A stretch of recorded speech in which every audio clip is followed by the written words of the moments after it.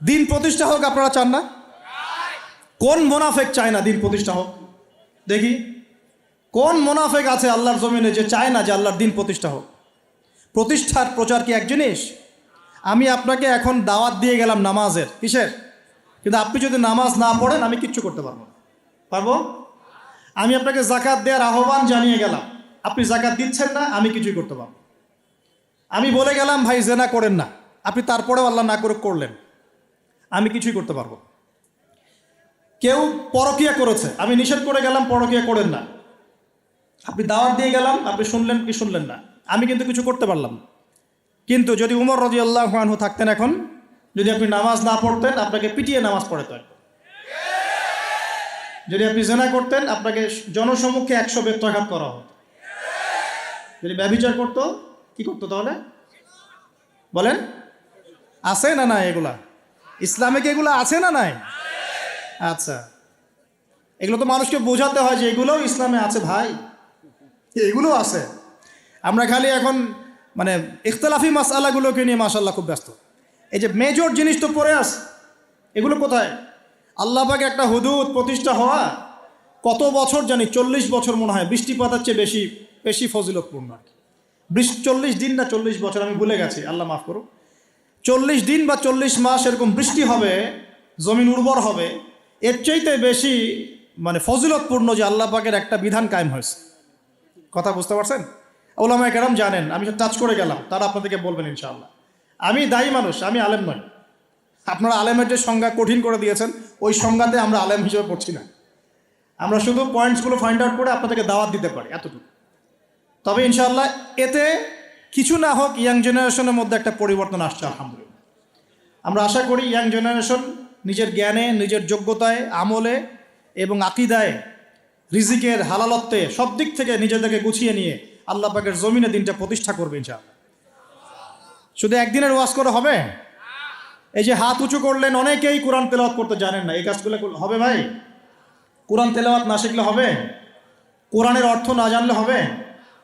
অনেকে তো মনেই করে না কোরআনের অর্থ জানার প্রয়োজন আছে, তাই না? অর্থ জানার প্রয়োজন নাই? অর্থ না জানলে আমরা কোরআনের মূল বিষয়টা বুঝতে পারবো? এই যে হাদিসগুলো পড়ছি, আমল করছি, হাদিসের অর্থ যদি বুঝতে না পারতেন কেমন করে আমল করতেন? আমল করতে পারতেন? আল্লাহ পাক আমাদের সবাইকে কোরআনওয়ালা বানিয়ে দিন, আমিন। কোরআনের অর্থ বোঝার তৌফিক দান করুন। রমজান মাসে প্রথম কি হয়েছে ভাই? কিবলা পরিবর্তন। দ্বিতীয় হয়েছে কোরআন নাজিল। কি নাজিল? ইন্না আনজালনাহু ফি লাইলাতিল কদর। আমি নাজিল করেছি কোরআনকে কোথায়? কদরের রাতে। ওয়া মা আদরাকা মা লাইলাতুল কদর। হে নবী, আপনি কি জানেন লাইলাতুল কদর কি? লাইলাতুল কদরি খায়রুম মিন আলফি শাহর। 1000 মাসের চাইতে উত্তম।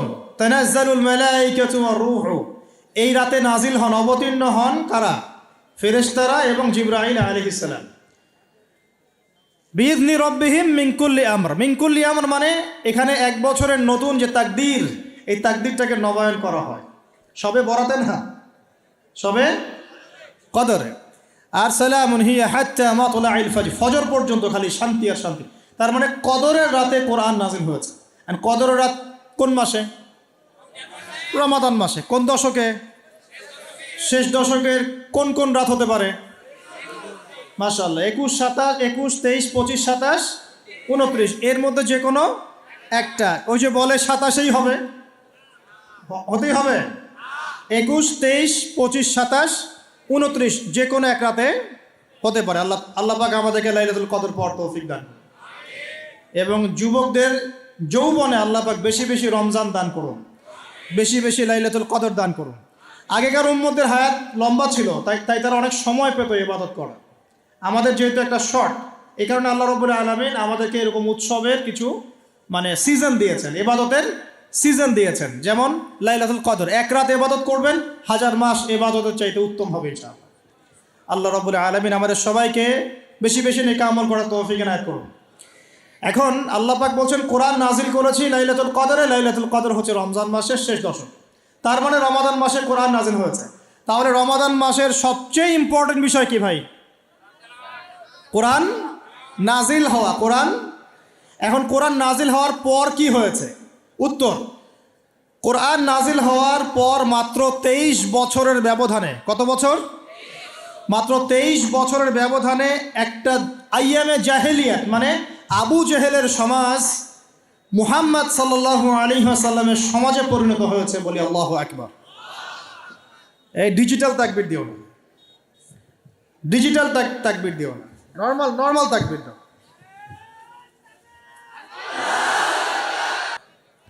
প্রিয় ভাই, আমার দিকে খেয়াল করেন। রমজান মাসে কেবলা পরিবর্তন মানে নতুন জাতির উত্থান হবে তো ইনশাল্লাহ। রমজান মাসে কোরআন নাজিল হওয়া, কোরআন নাজিলের মূল উদ্দেশ্য ছিল আবু জেহেলের সমাজটাকে পরিবর্তন করে মুহাম্মাদের সমাজে পরিণত করা সাল্লাল্লাহু আলাইহি ওয়াসাল্লাম। হয়েছে কি না? 23 বছরে হয়েছে না? আবু জেহেলের সমাজ মানে কি? যে সমাজে শিরকে ভর্তি ছিল, কি ছিল? এখন নাই? মুসলিম অমুসলিম উভয় সমাজে শিরক নাই? বহু মুসলিম কবর পূজা করে কিনা, মাজার পূজা করে কিনা, আছে না এগুলা? আপনাদের এলাকায় আছে কিনা আমি জানি না। আমি বহু জায়গায় ঘুরে আসছি বাংলাদেশের, বাপরে বাপ। এবং কোন কোন জায়গায় তারা এত বেশি শক্তিশালী, বলতে গেলে কল্লা কাটে ফেলা হয়ে যাবে, মাথা খারাপ। যাক, আল্লাহ পাক আমাদের সবাইকে সর্বপ্রকার শিরক থেকে বাঁচিয়ে রাখুন, আমিন। কবরে শায়িত ব্যক্তি আমার কোনো কল্যাণ অকল্যাণ করতে পারবে? সে আমাকে সন্তান দিতে পারে? সে আমার লাভ ক্ষতির মালিক? সে গায়েবের খবর জানে? তাহলে পরকালে আমাকে পুলসে পার করে দিবে? পরকালে শাফায়াতের যে বিষয়গুলো আছে এগুলো কি? এগুলো হচ্ছে আল্লাহ পাকের অনুমতি ক্রমে তারা করবেন। আল্লাহ পাকের অনুমতি ক্রমে শহীদগণ সুপারিশ করবেন। কার অনুমতিতে? অনেক আলেম ওলামাও করবেন। হাফেজে কোরআন, এই যে হাফেজে কোরআন যাদেরকে পাগড়ি দেওয়া হলো, তোমরা আমার জন্য দোয়া করিও, তারাও কিন্তু সুপারিশ করবে। নবীগণ, নবী সাল্লাল্লাহু আলাইহি ওয়াসাল্লাম করবেন। এটা কি নিজের ইখতিয়ার না আল্লাহর অনুগ্রহ? কোনটা? এটা আল্লাহ পাকের অনুগ্রহ। সো আকীদা স্পষ্ট রাখবেন। এরপরে আসেন, তো যেটা বলছিলাম প্রিয় ভাই, আবু জেহেলের যুগ মানে কি? শিরকে ভর্তি। আবু জেহেলের যুগ মানে সুদে ভর্তি সমাজ। আবু জেহেলের যুগ মানে হচ্ছে মাদকে ভর্তি সমাজ। আবু জেহেলের যুগ মানে মেয়েদের অবমাননা। আবু জেহেলের যুগ মানে গোত্রীয় হানাহানি। এগুলো ছিল আবু জেহেলের যুগ। এখন এই সমস্যাগুলো এই বিশ্বে আছে কি নাই? তাহলে এই বিশ্বের প্রেক্ষাপটেও কোরআন নাজিলের সেই মর্ম চলবে কি চলবে না? একই বিষয় না? আবু জেহেলের যুগে যা ছিল এই বিশ্বে আমরা তাই দেখছি। আবু জেহেলের যুগে লাইলাতুল কদরে কোরআন নাজিল হয়েছে রমজান মাসে। তার মানে এখনও সেই একই হক আদায় করতে হবে কোরআনকে কেন্দ্র করে, কথা ঠিক কিনা? তাহলে এখন প্রশ্ন হচ্ছে কিভাবে করব? কিভাবে আমরা এখনকার জাহেলিয়াতগুলো দূর করে মুহাম্মাদের সমাজ প্রতিষ্ঠা করব? এটা ইম্পর্টেন্ট কিনা? রমজানের সবচেয়ে ইম্পর্টেন্ট বিষয় হচ্ছে কোরআন নাজিল হওয়া। আর কোন কোরআন? যেই কোরআন শুধু তেলাওয়াত করা হয় নাই, যেই কোরআন দিয়ে সমাজ পরিবর্তন করা হয়েছে। আল্লাহ পাক বোঝার তৌফিক দান করুন।